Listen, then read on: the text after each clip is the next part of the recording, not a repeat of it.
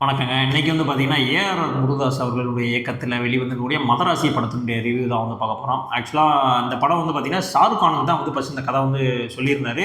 But அவருடைய call sheet அது இதுன்னு பிரச்சனைனால லாஸ்ட்ல சிவகார்த்திகேயன் அவர்கள் நடிக்கிற மாரி வந்துச்சு. ஸோ இந்த படத்தினுடைய உண்மையான ஸ்டோரி என்ன அப்படின்றத வந்து இப்ப நான் சொல்லிடுறேன். தமிழ்நாட்டுக்குள்ள இந்த கன் கலாச்சாரத்த வந்து கொண்டு வரணும் அப்படின்னு வித்யுத் ஜம்வால் இருக்கார்ல, அவர் தான் வில்லனு. ஸோ அவர் வந்து பார்த்தீங்கன்னா, ஒரு 3 கண்டெய்னர் ஃபுல்லாவே வந்து பார்த்தீங்கன்னா, எல்லாமே வந்து பிஸ்டல் தான். ஃபுல்லாவே வந்து கொண்டு வந்து தமிழ்நாட்டுல வந்து லான்ச் பண்ணணும் அப்படின்ற மாரி நெனைக்கிறாரு. ஸோ அந்த மிஷன வந்து தடுக்கிறதுக்கு வந்து பிஜுமோகனும் விக்ராந்தும் சேர்ந்து வந்து அதை தடுக்க பார்க்குறாங்க. ஸோ அந்த சுச்சுவேஷனில் வந்து பார்த்தீங்கன்னா பிஜுமோகனுக்கு வந்து அடிபட்டு ஹாஸ்பிட்டலில் வந்து அட்மிட் ஆயிருக்காரு. அதே சமயத்தில் வந்து பார்த்தீங்கன்னா அங்கே சிவகார்த்திகேயனும் அட்மிட் ஆயிருக்காரு. ஏன்னா அவர் வந்து காதல் தோல்வியால் வந்து தற்கொலை பண்ணிக்கிறேன் அப்படின்ற மாதிரி சொல்லி வந்து அங்கே வந்து அட்மிட் ஆயிட்டாரு.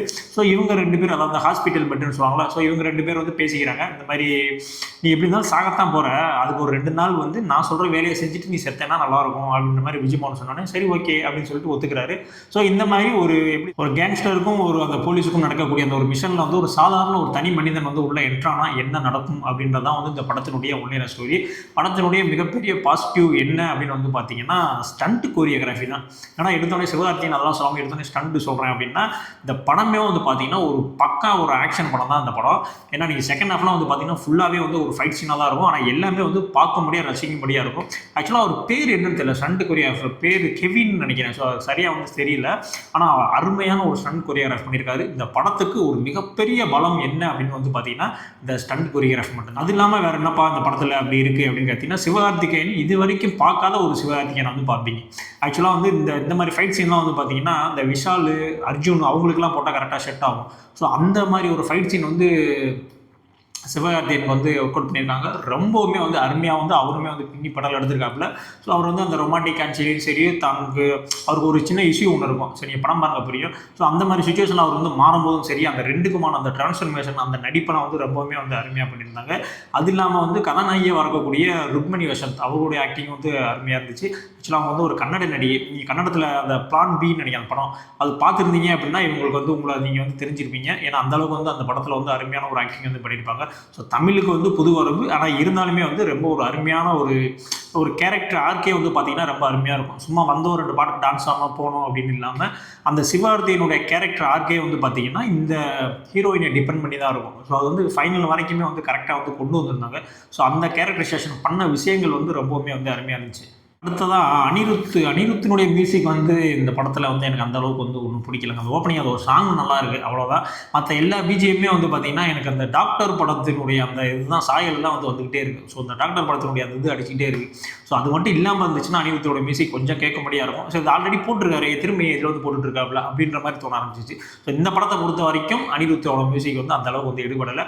பட் லவ் போர்ஷன்ஸு அந்த ஃபைட் சீனு அந்த அப்போல்லாம் வரக்கூடிய அந்த பிஜிஎம்ஸ் அதெல்லாம் வந்து ஓரளவுக்கு வந்து ஓகே தான். அடுத்தபடியாக வந்து பார்த்தீங்கன்னா வில்லனா வந்து வந்திருக்கக்கூடிய வித்யுத் ஜம்வால். ஸோ அவருடைய பெர்ஃபார்மன்ஸ் வந்து படத்தில் பயங்கரமாக இருக்கும். ஒரு சீன்லாம் வந்து ஹாஸ்பிட்டலில் வந்து எங்கடா ஆளை காணோம்னு சொல்லி தேடிட்டு இருப்பாங்க. ஸோ அந்த சீனெல்லாம் வந்து கூஸ் பம்ப்ஸாக இருக்கும். தலைவர் அந்த இடத்துல இருப்பாப்புல. ஸோ நீங்கள் பாருங்கள், பார்க்கும்போது என்ன அந்த இடத்துல என்ன பண்ணிகிட்டு இருக்கு அப்படின்ற மாதிரி தோணும். ஸோ அந்த அளவுக்கு வந்து ஒரு தரமான ஐடிங் வந்து கொடுத்துருக்காரு. அது மட்டும் இல்லாமல் டான்சிங் ரோஸ் வர இருக்காரு, அவரும் ஒரு செகண்டரி வில்லனா மாதிரி வருவாப்புல. ஸோ அவருடைய பெர்ஃபார்மன்ஸுமே வந்து பார்த்தீங்கன்னா படத்தில் நல்லாயிருக்கும். ஸோ எல்லாமே வந்து நல்லாயிருக்கும். எல்லாமே நல்லா இருக்கு அப்படின்னு கேட்டிங்கன்னா இருக்குது. படத்தில் மிகப்பெரிய ஒரு மிஸ்டேக் என்ன அப்படின்னா லாஜிக் மிஸ்டேக். இந்த படத்தில் நீங்கள் லாஜிக் ஒரு இடத்துல கூட நீங்கள் வந்து பார்க்கவே முடியாது. எல்லா இடத்துலையுமே வந்து லாஜிக் மிஸ்டேக் தான் இருக்கும். ஸோ அதை மட்டும் நீங்கள் அனுசரிச்சுக்கிட்டீங்க, ஓகேப்பா லாஜிக் மிஸ்டேக்லாம் இருந்துட்டு போதுப்பா, ஒரு கமர்ஷியல் படத்தில் என்னப்பா ஒரு ஆக்ஷன் படம் தானப்பா அப்படின்னா நினச்சிங்க அப்படின்னா கண்டிப்பாக வந்து இந்த படம் வந்து உங்களை வந்து திருப்திப்படுத்தி அனுப்பும். ஆனால் இந்த லாஜிக் மிஸ்டேக்லாம் சின்ன சின்னதாக நான் நோட் பண்ணி பார்த்துட்டு இருப்பேன் அப்படின்னா அப்படியே தெரியும். இதுதான் என்னடா கண்ணு நிற்கிறான் சுட மாட்டேறாங்க அப்படின்ற மாதிரி லாஜிக்கெல்லாம் வந்து அப்படியே தெரியும். இதெல்லாம் எப்படிடா சாத்தியம் அப்படின்ற மாதிரிலாம். ஸோ அந்த மாதிரி விஷயங்கள்லாம் வந்து நீங்கள் வந்து நோட் பண்ணலை, லாஜிக்லாம் தேவையில்லை அப்படின்னா இந்த படம் வந்து ஒரு தரமான ஒரு ஆக்ஷன் படம். ஸோ ஃபர்ஸ்ட் ஹாஃப்லாம் வந்து பார்த்தீங்கன்னா கொஞ்சம் ஓப்பனிங்கில் வந்து கொஞ்சம் சீன் வந்து செட் பண்ணிவிட்டு கொஞ்சம் லவ் போர்ஷன்ஸ்லாம் வரும். அதுக்கப்புறம் இன்ட்ரோல் பிளாக் வந்து ஒரு பங்கமான ஒரு இன்ட்ரோல் பிளாக். எனக்கு தெரிஞ்சு சிவகார்த்திகேயன் படத்துக்கு இந்த படத்தில் தான் வந்து ஒரு அருமையான ஒரு இன்ட்ரோல் பிளாக் விட்டுருப்பாங்க. நீங்கள் கண்டிப்பாக மிஸ் பண்ணிடாதீங்க. ஏன்னா அந்தளவுக்கு வந்து தரமான ஒரு இன்ட்ரோல் பிளாக். ஸோ செகண்ட் ஹாஃப் வந்து பார்த்தீங்கன்னா அந்த அளவுக்கு வந்து ஒரு ஃபைட் சீன் அதோட வந்து ஒரு எப்படி சொல்கிறது ஒரு கிரிப்பியான ஸ்க்ரீன் பிளேயோட தான் போகும். ஆனால் ஊடையில் ஒரு சாங்கு இவங்களுடைய லவ் போர்ஷன்ஸ் அந்த மாதிரி அப்படியே டவுன் ஆகும். திரும்ப அந்த ஃபைட் சீன் வந்து திரும்ப பீக் ஆகிடும்.